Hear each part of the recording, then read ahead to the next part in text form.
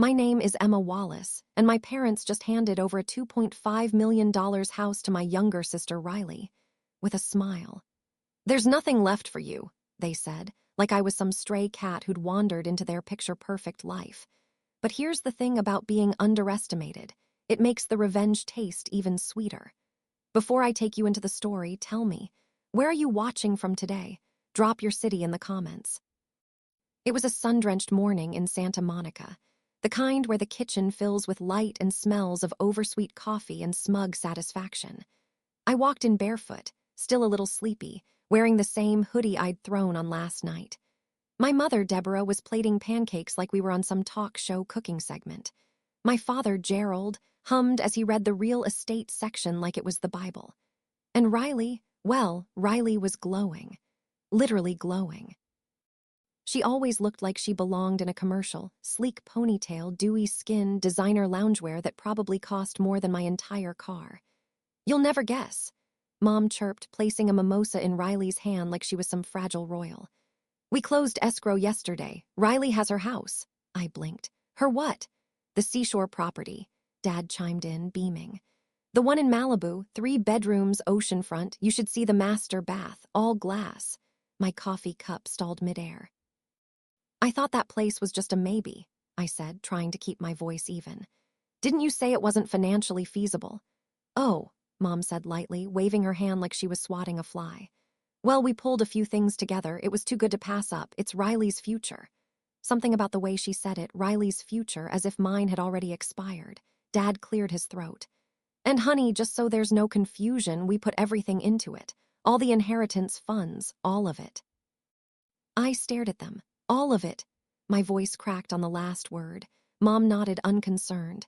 Yes, everything your grandfather left behind before he left for Africa, we thought. Well, since no one's heard from him and you were always doing your own thing, we figured. Figured what? I asked, stepping away from the counter. That you'd find a way, Dad said simply. You always do. So there it was. Not just the house, not just the money, but the assumption. The blind, brutal belief that I didn't need anything. That I would just carry the weight while Riley was cradled in cashmere and beachfront views. I set the mug down, quietly, then looked at Riley, who was busy texting someone, a smug smile tugging her lips. I couldn't even look at my parents. My voice came out sharp, like glass underfoot. So I don't matter at all. My mother shrugged. You're so dramatic, Emma. You always take things too personally. My pulse was thunder in my ears. My hands clenched around nothing. I was 28 with a modest marketing job, a stack of student loans, and a string of rejected mortgage applications. I had followed every rule, never missed a holiday, called twice a week, sent birthday gifts for their dog, for God's sake. And now I was furniture. Forgotten. Something inside me snapped. I turned, grabbed my keys from the hook, and walked straight to the door. Behind me, I heard my dad's voice trail off. Emma, don't be like that. But I was already gone. The screen door slammed hard enough to shake the frame.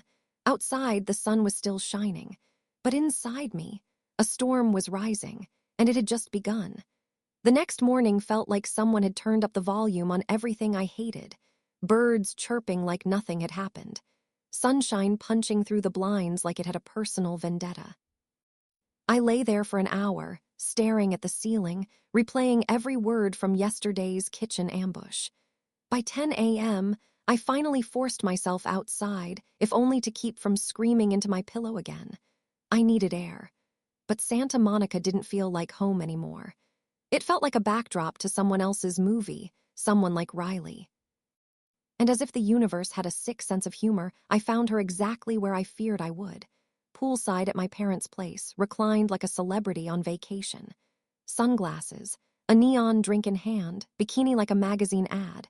Her laugh floated up before I even saw her. Oh, there she is, Riley said, lifting her shades just enough to glance at me. Sleep okay? I stared at her, disbelief washing over me. Are you seriously going to act like yesterday didn't happen? She sipped from her glass, a lazy smirk pulling at her lips. What happened? Oh, you mean the house thing? Come on, Emma, you were never really going to settle down here anyway. My chest tightened. That wasn't yours to take, Riley. She tilted her head mockingly. No one took anything. You left, I stayed. That's how life works. You think I left? I shot back. I went to college, I got a job, I pay my own rent. That's not leaving, Riley, that's growing up. She smiled, slow and condescending. And I grew into the ocean view. It was so smug, so matter-of-fact, like this was all just some fairy tale where the pretty sister gets the castle. I felt something boil inside me. I don't care if you think you deserve it, I said, stepping closer. But don't ever talk to me like I'm your charity case. Her brows lifted like I'd just told a joke. You're cute when you're righteous. That was it, I snapped. You walk around here like you earned something, I said, voice shaking. But everything you've ever had was handed to you. You wouldn't last 5 minutes without someone bailing you out. Her smile faltered for the first time. I saw it, the flicker of something real beneath all the gloss, but it disappeared just as fast. Well, she said, settling back into her chair, better luck in your next life, sis. She clinked the ice in her glass and turned away like I was background noise. I stood there, fists clenched, heart pounding, heat burning up my neck. The patio air felt heavy with insult. There was nothing left to say that wouldn't make me cry or scream, so I turned and walked away. Not a dramatic storm-off this time, just a quiet, burning retreat. Because I knew something Riley didn't. This wasn't over. Later that day, I sat in my car, parked near the cliffs, watching waves crash against the rocks like they were trying to climb back up. The sky was cloudless, the ocean endless. And my mind, chaos. The more I thought about it, the more one thing kept circling back. The way my parents said everything had gone into Riley's future. No hesitation, no apology, just like I'd never mattered. I thought about my grandfather, my real protector in this family. The one who took me to the pier as a kid and told me, your mind is your currency. The world will try to bankrupt you emotionally. Don't let them. He'd be livid if he knew. Or did he know? That night, I pulled out an old box from the back of my closet, buried under scarves and forgotten notebooks.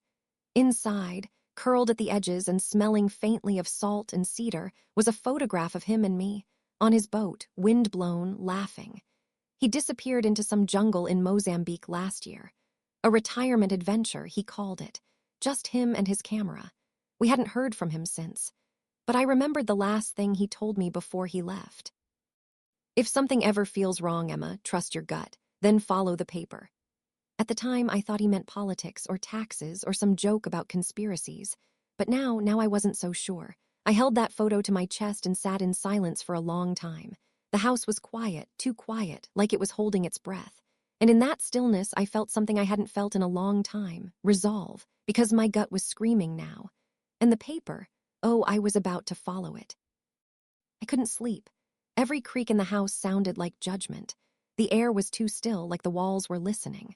I wrapped myself in my grandfather's old hoodie, one of the few things I'd taken from his attic before he left for Africa.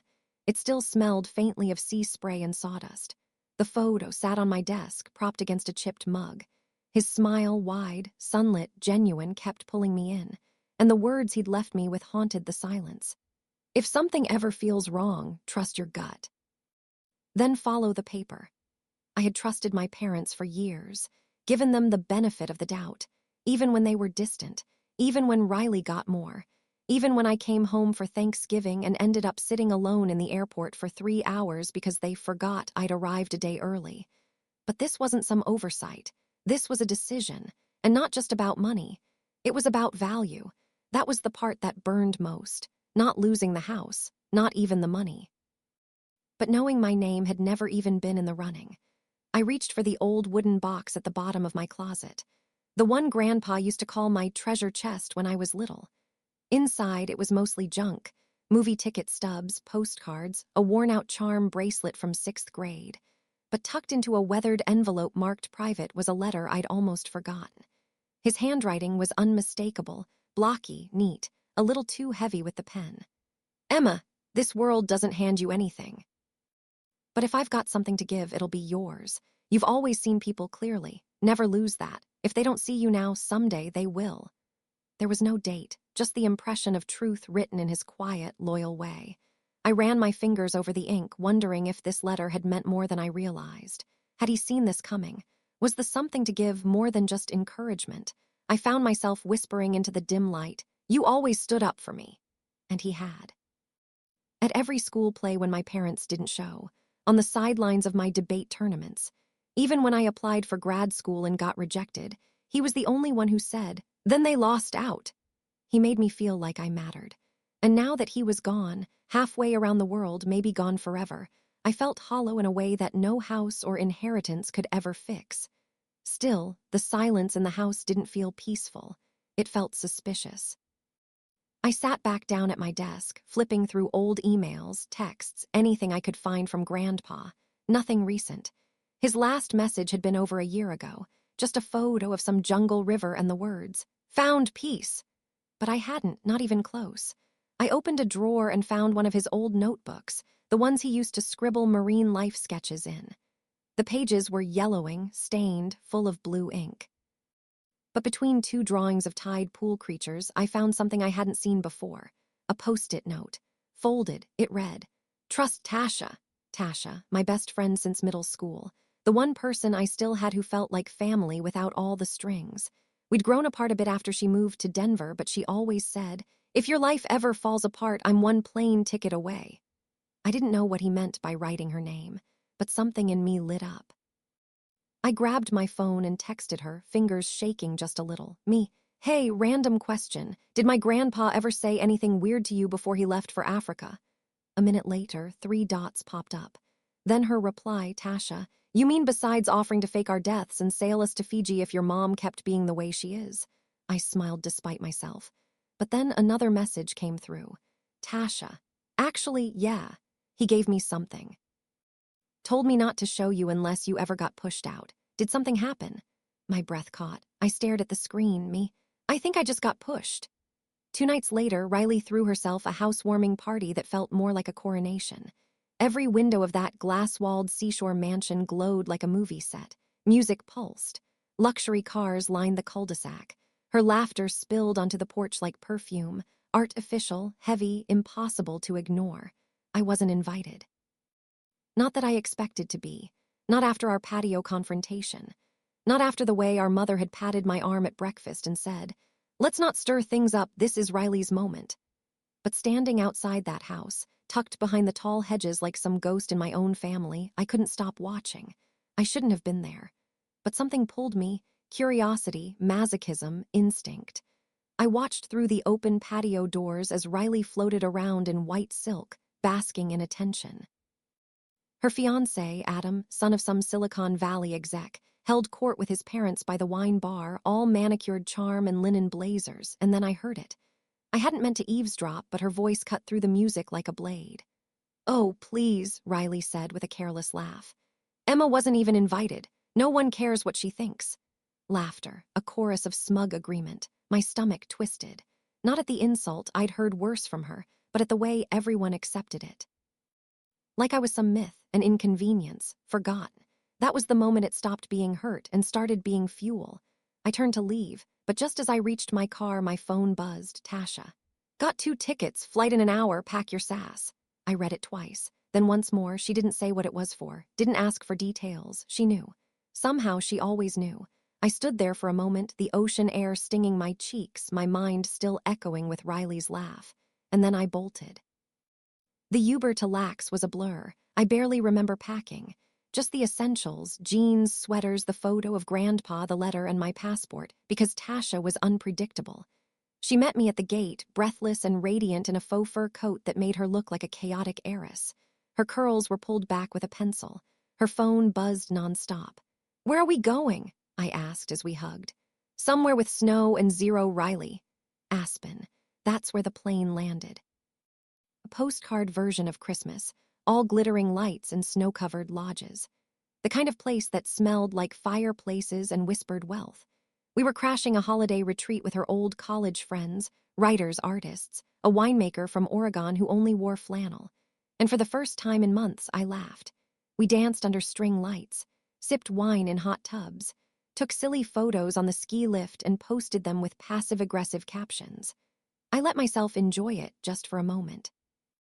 Riley saw every post. I knew because she started uploading her own, filtered perfection with captions like grateful, grounded, glowing.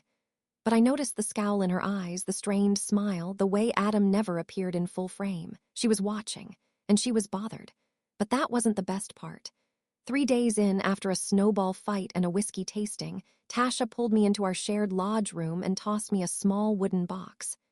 "This is what your grandfather gave me," she said, suddenly serious. I froze. Inside the box was a flash drive, a simple one unlabeled and a handwritten note. "Emma, you'll know when it's time to use this. Don't let them take what was meant for you." My hands were shaking. "Tasha," I whispered, "what's on this?" She looked me dead in the eyes. "I haven't opened it. He told me not to, but he made me swear I'd give it to you if things ever felt wrong. And they felt very wrong now. Back home, the palm trees looked like strangers. The light felt too harsh. Even the air smelled different, like chlorine and car wax and the fake lemon from my mother's countertop spray. But I came back sharper, colder. Christmas in Aspen had thawed something emotional but hardened my resolve. I wasn't just angry anymore. I was focused. I unpacked quietly that evening, placing the flash drive on my desk like it was ticking. I hadn't looked at it yet. I wanted to wait until the noise of the holiday passed. Let Riley keep posting her perfectly curated life while I did something radical. I listened to the silence. It spoke volumes, especially at breakfast the next morning. The air in the kitchen was thick with post-party smugness. Dad skimmed the newspaper like usual, and Mom was all perfumed and peppy, humming to herself as she cracked eggs. No one asked where I'd been for the last week. No, how was your trip? No, did you see snow? Just silence, and then out of nowhere, "You're welcome to join us for brunch next Sunday," Mom said, sipping her tea. "Adam's parents are hosting." I stared at her. "Brunch," she didn't look up. "Yes, it's important we present a united family image. Present, not be, not repair, just appear." "Why?" I asked. "Because there are still people you haven't lied to." Dad's eyes flicked up for a split second before retreating to the financial section. Mom didn't flinch. "Emma, don't start. You've always been dramatic." There it was again, that word. "Do I look like I'm playing?" I asked, placing my phone on the counter. "Because I've been digging and I have questions." At that, Dad's hand stiffened on the paper. I watched him carefully. "I've been looking into the house, the one Riley now owns." Mom exhaled loudly. "We already told you it was our decision." "No," I interrupted. "You told me you put everything into Riley's future." And I'm trying to understand what everything actually means. Where did the money come from? Dad finally looked up. "Emma, let it go." "Did it come from Grandpa's account?" I asked, quieter now. "From the inheritance he said would go to me." The silence that followed wasn't empty. It was loaded. Like they'd rehearsed this moment. Like they were banking on me never asking. "Stay out of grown-up matters," Mom said calmly, as if she were giving me a bedtime warning. My stomach flipped. She only used that voice when she was cornered. "I am grown," I said, backing away slowly. "And I'm not asking for permission anymore." Dad stood abruptly, knocking his chair slightly. "We did what we had to do," he muttered. "You've always been the independent one." I blinked. There it was, the sentence that explained everything. I was the one who could survive scraps. Riley was the one they had to secure. I walked out of the kitchen without another word. My ears were burning, my hands shaking. But my head, clear. Later that night, when the house was quiet, I plugged in the flash drive. There were 3 files, just 3. The first, a scanned copy of a deed transfer, my name, Grandpa's signature, dated 10 days before he left for Africa. The second, a video message. His face filled the screen, sunburned, alive, standing on a dock somewhere humid and green. "Emma, if you're seeing this, I'm guessing your parents did what I feared.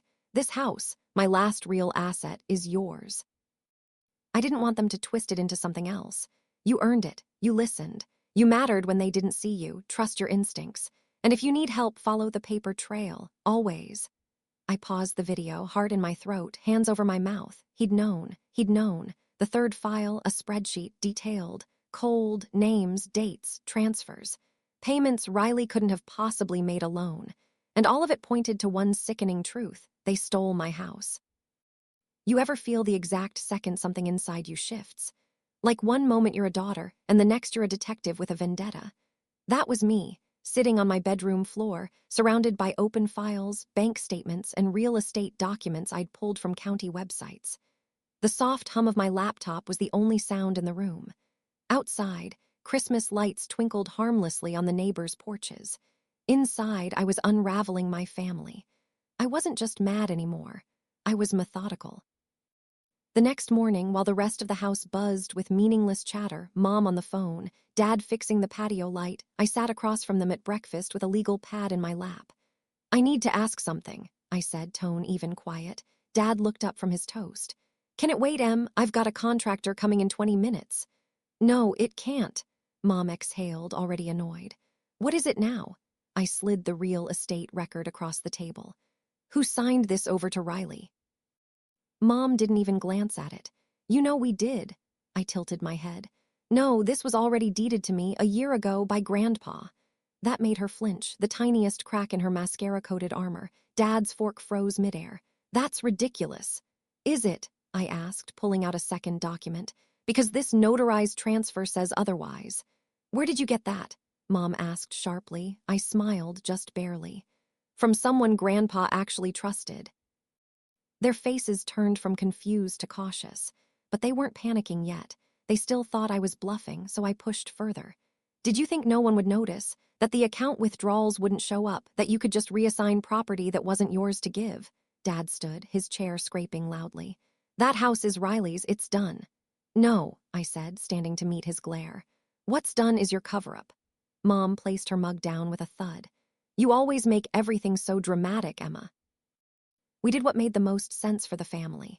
That word again, family, so elastic in her mouth, stretching just far enough to exclude me. "I am family," I snapped, "but you never saw me as the one worth protecting." Dad stepped closer, voice lowering. "You've always been the strong one. Riley needed more help." "She needed help," I echoed bitterly, "so you stole from me." Mom crossed her arms. "It wasn't stealing. You had no idea what Grandpa planned. But you did." I said, my voice shaking now. "You knew, that's why you rushed the transfer. That's why you told Riley before the will could even be read." Neither of them denied it. The silence confirmed everything. I stepped back, my chest rising fast. My hands trembled, not from fear, but fury. "Just tell me this," I said.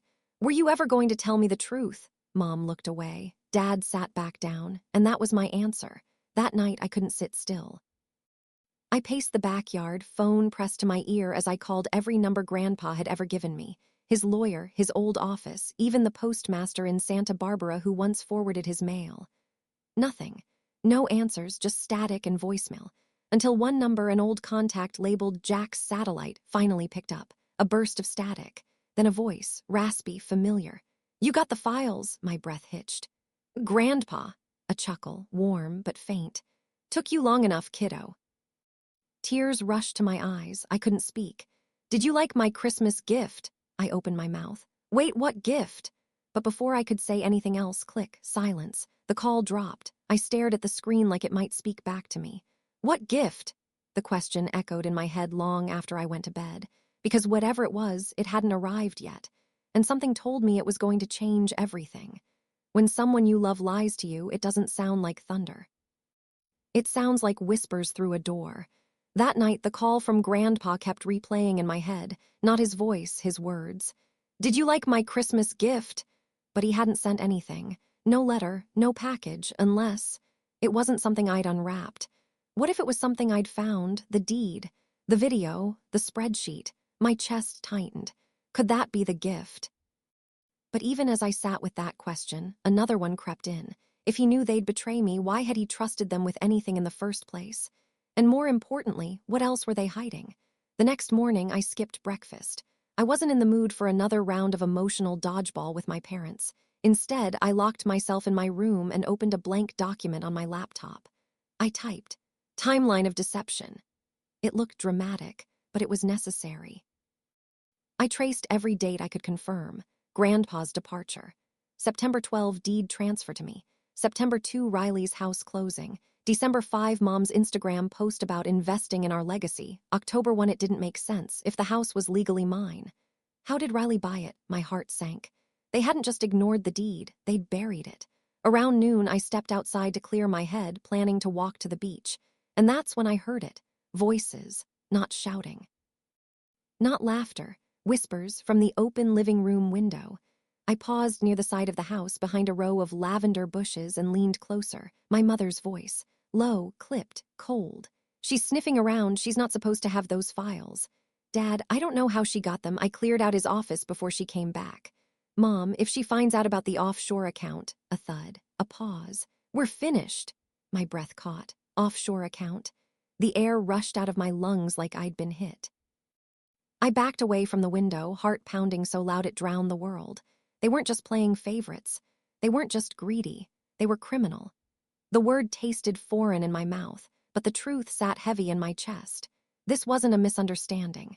This wasn't miscommunication or favoritism or bad parenting. This was deliberate. This was theft. This was fraud. They stole something meant for me and moved it out of reach because they never thought I'd dig deep enough. Because they never thought I'd fight back. That night I didn't sleep. I stared at the ceiling for hours. My mind was racing, not just with anger but with strategy. They were watching me. They were still lying. They were afraid I might find out more. And that fear, that was leverage. It meant I had power now, not much, not yet, but enough to make them sweat. And if they thought I was just going to walk away quietly, they didn't know me at all. The next time you hear someone say, "Don't eavesdrop, it's rude," ask them what it's like to be betrayed behind a closed door. Because if I hadn't been standing outside that window, I never would have heard what they were hiding. And I would have walked straight into their trap again. That evening, I didn't go downstairs for dinner. I couldn't. My hands were shaking too hard to hold a fork, and the smell of my mother's roasted rosemary chicken suddenly felt performative. Like everything else she curated in this house, instead I sat in the dark of my room, phone in hand, and rewatched Grandpa's video. Don't let them take what was meant for you. The screen glowed against my face like a lighthouse in a storm. I whispered aloud, "They already did." And then a knock, I froze. "Emma!" It was my mother, her voice light, too light. "Do you want to come downstairs for dessert? Riley dropped off that lemon tart you like." Lemon tart. That used to work when I was 10 and my bike got stolen. Not anymore. "I'm good," I said through the door, deadpan. A pause. "Okay, sweetheart, just don't isolate too much, all right? It's Christmas week." My blood went cold. She was still trying to play the mother who cares. Still offering sweetness while twisting the knife. Once her footsteps faded, I opened my laptop again. This time, not for the deed. I logged into the LA County Property Registry. I pulled up the official sale records on the Malibu house. And there it was, clear as day. Grandfather, original owner. Deed transferred to Emma Wallace. 3 weeks later, title reassigned by Deborah Wallace to beneficiary Riley Wallace. My jaw clenched. They hadn't sold the house. They'd reallocated it, using some backdoor loophole as if they were co-signers on something they had no right to touch. But I wasn't a child anymore. I took screenshots, downloaded PDFs, created a folder named Evidence Theft. Then I made a call. Tasha answered on the second ring. "Please tell me this is a plan hatching call. You have no idea." I told her everything, the window, the whispers, the offshore account. There was a long pause, then she said, "Okay, then it's time." "For what?" "For us to go full Nancy Drew. You can't do this from inside that house anymore. They're watching you. They're talking in code, and they're too calm. That means they've gotten away with this before." I nodded, heart racing. She wasn't wrong. They were too calm, like they believed the lie they built was solid enough to keep me quiet. The next day, I messaged Grandpa's lawyer, carefully worded, respectful. "I'm Emma Wallace. My grandfather, Jack Wallace, granted me a property before his departure. I'd like to confirm the legal record and inquire about any further documentation." Hours passed. No reply. But at 5:42 p.m., a new email landed in my inbox. No subject. No signature. Just, "He left more than a house. Come see me." Attached, a scanned document, a legal transfer of assets from Jack Wallace to me, executed just days before his trip. Signed, notarized, stamped, not just the house, a trust, with one instruction, to be withheld from Deborah and Gerald Wallace under all circumstances. The next morning, I dressed like someone who meant business. No hoodie, no sweats. Just a navy blazer over a cream blouse, boots polished, and hair pulled back, not for style, but for control. If my parents saw me, they didn't say a word. Maybe they sensed it. Something in the air had shifted. This wasn't grief anymore. It was war, and I wasn't showing up unarmed. Grandpa's lawyer, Harold Geller, had a small office above a bakery in Old Pasadena. The kind of place with old carpeting and wood-paneled walls that smelled like lemon polish and quiet power. When I stepped inside, he was already standing. Thin, pale, glasses perched like he hadn't moved them in 40 years, but his eyes were alert, cautious. "Miss Wallace," he said, motioning to the seat. "I had a feeling we'd meet." I sat slowly. "You sent me a document. It says there was more than a house." He nodded once, then reached into his briefcase and pulled out a manila folder thicker than I expected. "He knew," he said simply, "long before he left. Your grandfather was many things, but naive was not one of them." "What exactly did he leave?" Harold opened the folder. Inside, bank statements, trust documents, property records, and a sealed letter. On the envelope, in Grandpa's handwriting, "Open when they try to erase you." Tears blurred my vision for half a second, but I blinked them away. Harold pushed the folder toward me. "The house was the smallest piece," he said. "The trust includes multiple assets, investments, savings accounts, and protections in your name. Jack made it very clear your parents were not to have access under any circumstances." I swallowed hard. "So why didn't you contact me after he left?" His expression softened. "I tried, several times, emails, certified letters, but they never reached you, and given the power of attorney they forged after he departed." "Wait, forged?" Harold paused, then nodded. "I never validated it." "They claimed Jack signed it the day before his flight, granting them legal access to manage all his holdings. But the signature didn't match. And Jack told me months before that he'd made everything airtight with one condition. If they try to override her, call the courts." My breath caught. They didn't just steal, they planned it. Covered it with legal tape and hoped no one would look too closely. "I want to reclaim everything," I said quietly. "The house, the trust, the truth." Harold leaned back, nodding once like he'd been waiting for that sentence. "Then we start with a formal inquiry. We notify the bank, freeze the accounts, and issue a cease and desist regarding the use of your assets. You'll also need to prepare for the family fallout." I laughed, but it was hollow. "That already started months ago." He slid the sealed envelope across the desk. "I'll file the paperwork, but this," he tapped the letter, "is for you." I held it for a long moment before opening it. The ink was familiar, heavy strokes, bold words. "Emma, I knew they'd see you as disposable, but I also knew you'd rise. Let them call you cold. Let them call you difficult. Just don't let them take one more thing from you. The house is yours, the trust is yours, but more than that, the freedom to walk away is yours too. They built a family on conditions. You are unconditional. That's why this is for you. Love, Grandpa." I folded it slowly, breath shaking. "I want to proceed with everything," I told Harold. "I want it back. All of it." I met his eyes. "Especially the part they swore I'd never find." 6 months. That's how long it took to become someone they couldn't gaslight anymore.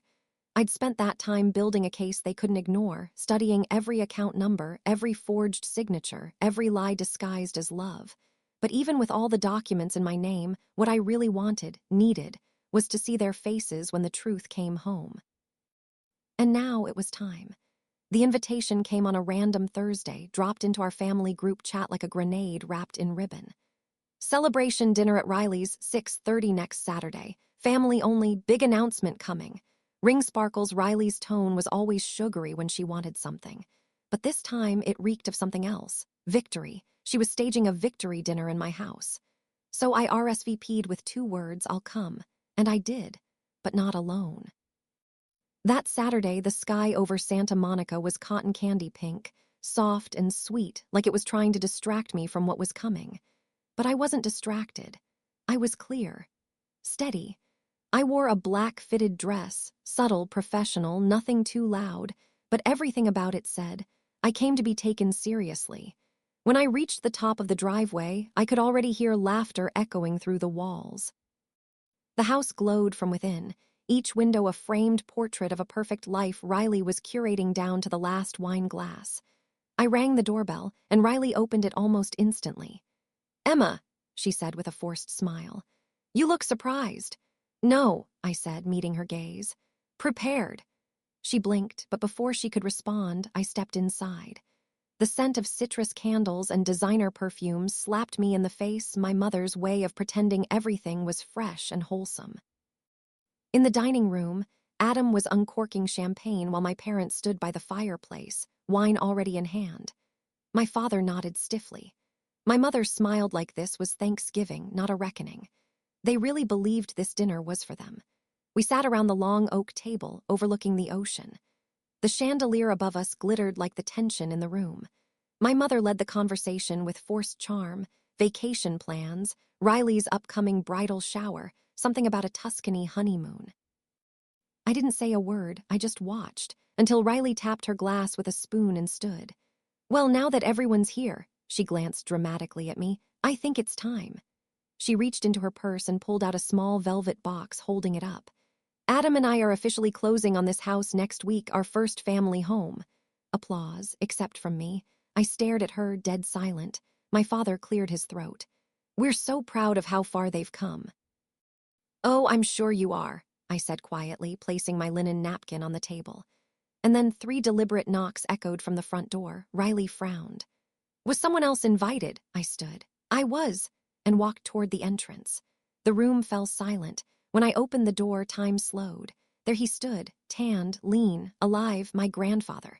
He wore his old leather travel jacket, sun-faded and wrinkled from months abroad. His presence filled the room before he even stepped in. He looked at everyone, smiling. Hope you're enjoying Emma's house. Silence. Riley's jaw dropped. Adam blinked like he'd seen a ghost, my mother pale, stiff, speechless. My father's wine glass trembled ever so slightly in his hand. Grandpa turned to me and gave a slow, proud nod. Then to the room, I believe there's something we need to talk about, and I brought paperwork. He lifted the briefcase with calm finality. Shall we begin? You know that moment in a dream where everything slows down and you realize you're not asleep. You're remembering something real. That's what it felt like watching my grandfather step into the room. Riley's housewarming suddenly felt like a crime scene. My parents stood frozen like statues carved in fear. Even Adam, always so smug, always so rehearsed, looked like he was waiting for the director to yell cut. But there was no script for what came next. Grandpa's boots echoed softly against the tile as he crossed the living room and placed his briefcase on the dining table. Riley blinked hard. Wait, how are you here? Weren't you in Zambia or Botswana? He said coolly, opening the briefcase. And I got back just in time. He looked around, one brow raised. I see you've made yourselves comfortable in my granddaughter's house. My father cleared his throat. Jack, let's sit down. We can, but Grandpa snapped the briefcase open and pulled out a stack of documents. No need to sit, this won't take long. Then he turned to me. Emma, do you like your house by the sea? I blinked. Wait, what house? His gaze darkened. He turned back to the table, grabbed the top folder and slammed it down. This one, he said flatly. The one I deeded to you before I left. The one these two, he gestured to my parents, stole right out from under you. Gasps. Not from me, I already knew. But from Riley, from Adam, from everyone else who had bought into the lie. What? Riley laughed nervously. No, that can't be right. This house was gifted. It was gifted to Emma, Grandpa growled, his voice steady but thunderous. And then stripped from her using forged documents and illegal transfers. You were never supposed to own it, Riley. Never. My mother's eyes narrowed. Jack, this is absurd. We did what made sense. Emma was barely around. She didn't even want the house. I left it to her in writing, Deborah, he snapped. You knew that. He turned to my father. And you forged my power of attorney after I left. Harold flagged it. You thought no one would question it because I was off the grid. You gambled that I wouldn't come back. Riley scoffed. This is crazy. Adam and I just closed on the house. It's legally ours now. Grandpa turned slowly. No, sweetheart, you were squatting on stolen land. He reached into his coat and pulled out the final document, this one already stamped. Emma's name is back on the deed. As of this morning, the trust has been reactivated. The court verified the original documents and every financial trail you tried to hide has been traced. Then came the final blow. I've filed criminal complaints for fraud, theft, and forgery. Officers are waiting outside. Knock, knock. The door opened. 2 uniformed police officers stepped in quietly, calmly. Gerald Wallace. One said, Deborah Wallace.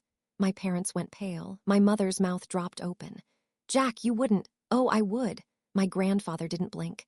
You tried to destroy the only person in this family who ever saw through you. Emma trusted you, and instead of protecting her, you robbed her. An officer turned to Riley. We'll also need you to vacate the premises tonight, ma'am. This property is under Emma Wallace's name. Riley let out a strangled laugh. You're kidding. Adam, say something. Adam looked at her, really looked at her, and said nothing. just stepped back as if the storm was hers to handle alone. Riley's voice broke. "You can't do this. I have wedding plans. This is my future." Grandpa looked at her, eyes hard. "No, it never was. You just didn't think the truth would walk back through the door." The officers escorted my parents and Riley out. No cuffs, not yet, just a silent exodus. Riley screamed all the way to the curb, yanking her heels off, mascara streaking. My mother didn't say a word, neither did my father. They didn't look at me once. And when the door finally shut behind them, I stood in the living room of my home. The silence was deafening. Then Grandpa stepped beside me. "You okay, kid?" I didn't answer right away, just looked at him. "Why did you leave it all to me?" I whispered. "Why not split it or hide it?" He gave me a long look. "Because you were never the one who asked for more. You were the one who gave. And they thought that made you weak." His eyes softened. "They were wrong." The next morning, the ocean sounded different. Maybe it always had. Maybe I just never listened before. I stood barefoot on the porch of the seashore house, my house wrapped in a soft sweater, the scent of salt and sunrise curling through the air like forgiveness. A breeze tugged at the hem of my pajama pants, lifting it just enough to feel the warmth of the first light on my skin. I wasn't smiling yet, not because I wasn't happy, but because peace doesn't land in a loud burst. It arrives slowly, like the tide. Behind me, movers clattered around the living room, clearing out designer furniture that Riley had chosen to elevate the space. Velvet sectionals, marble coffee tables, mirrored sideboards, all pristine, impersonal, expensive. None of it belonged, not just to me, to anyone, because none of it had been earned. The men didn't ask questions. They were hired through the legal transition documents. I'd given them one instruction: take it all. And they were doing just that. As they worked, I turned toward the shoreline, watching the waves roll in with a rhythm that had nothing to do with any of us. The sea didn't care about deception or stolen deeds or curated Instagram lives. It just existed. And for the first time in a year, so did I. Grandpa stepped outside, 2 mugs in hand. He handed me one, chamomile tea, the way I liked it. He remembered everything, even the quiet things. We sat on the porch steps like we had when I was a kid, back when I thought the world was a math test I had to pass just to be seen. He sipped. "They thought I wouldn't come back." I looked at him. "But I always knew you would." He smiled. It wasn't a smile of pride or triumph. It was the smile of a man who knew the worst had happened and still something good had survived. "I'm sorry," he said suddenly, "that I had to leave you in the middle of it, that you had to stand alone." "You didn't leave me," I said, staring at the waves. "They just blocked every light that pointed to you." He was quiet for a moment. Then, "I couldn't fix them, but I could protect you. That was the difference." Inside, a mover rolled out a gold bar cart Riley had posted about during her house tour reel. Outside, I breathed in air that didn't taste like performance. "What happens to them now?" I asked. "Your parents," he said. "Well, they'll have court dates, possible restitution, and a whole new story to spin for the neighbors. And Riley," he shrugged. "She'll land on her feet, she always does, but she won't be landing here." That made me smile, not because I wanted her punished, but because she couldn't fake ownership anymore. Later that afternoon, after the movers left, I walked barefoot from room to room. Each corner felt new, raw, empty in the best way. I stood in what used to be Riley's wellness room, now cleared to the walls, and I whispered to the echo, "Mine." I didn't mean the room, I meant the life. No one else would write my story for me again. 1 week later, the official title transfer was published in the local records. My name, my signature, my right. People started calling. Some to congratulate, others to fish for gossip. A few of Riley's friends unfollowed me. Some of mine messaged me just one word, "finally," but I didn't post about it. No celebratory photos, no digital victory laps. Because real justice doesn't always need an audience. Sometimes it just needs a porch, a sunrise, and someone who never stopped believing in you. 1 year later, the house breathes differently. Gone are the mirrors that reflected insecurity, the marble meant to impress strangers, the emptiness wrapped in coastal wallpaper. In their place, canvases lined with charcoal sketches, earth-tone throw pillows, a kettle always whistling softly on the stove, a home, not a showroom, a space built from healing, not ego. I now run a women's art retreat out of this house. 3 times a year, a group of 6 women, strangers at first, survivors by the end, come to the ocean to create. Not just art, but closure, courage, second chapters. They come carrying invisible bruises, divorces, betrayals, financial erasure, mothers who never said sorry. They sit at the long oak table, the same one my parents used to fake family dinners, and they speak truths that were too heavy to carry alone. And I listen. Because I remember what it felt like when no one did. On the anniversary of the night Grandpa returned, we lit a candle for him at dusk. He couldn't stay in Santa Monica, too many ghosts, too many memories, but we still talk every Sunday. He sends postcards from small towns across America now, places with names like Harmony Ridge and Cedar Hollow. He signs each one. Still watching your tide. Riley? She lives in a rental apartment in West Hollywood now. Last I heard, Adam left after the engagement fizzled. The wedding was postponed indefinitely. Her furniture didn't survive the move. Neither did her illusion. But strangely, I don't feel anger when I think of her, just distance. Like a person you once tried to be friends with in high school because they had a pool, not a heart. My parents, they went quiet. The restitution case drained most of their energy and reputation. We haven't spoken since the trial. I think, for once, they knew words wouldn't work on me anymore. And I didn't need apologies. I needed boundaries. The morning sun floods the porch again, just like that first day after everything ended. I sit with a sketchbook in my lap, drawing the outlines of a woman's back, spine straight, head high, ocean in her gaze. Behind me, one of the retreat guests, Delia, a mother of 3 who left an emotionally abusive marriage, says softly, "You have no idea how much this saved me." I turn to her. "I do," I say, "because it saved me too." Later that evening, after everyone's gone quiet and the waves whisper lullabies through the windows, I stand on the balcony with a glass of wine in hand. Someone once asked me what justice looked like. It doesn't look like revenge, it looks like peace. Like owning your space fully, finally. Like saying you don't have to keep what breaks you. Like knowing, sometimes, justice arrives with a sun hat and receipts. I smile into the night breeze. The house is quiet. The story is mine, and I'm just getting started.